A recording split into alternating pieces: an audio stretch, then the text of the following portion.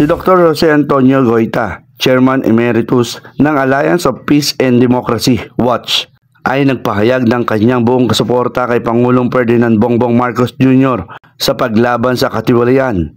Kaugnay nito ay ang isasagawa sa September 21, isang People Movement Against Corruption ay magsasagawa ng Anti-Corruption Peace Rally sa September 21, 2025 upang ipakita ang suporta kay Marcos at panagutin ang mga nasa likod ng mga bigong proyekto sa pagkontrol sa baha. Binigyan din ni Goyta ang kahalagahan ng pagpapalakas ng pamumuno ni Marcos sa pagbuwag sa sistematikong korupsyon at suporta sa kinabukasan kung saan ang mga pinuno ay may pananagutan at ang yaman ng bansa ay inilalaan para sa kaunlaran.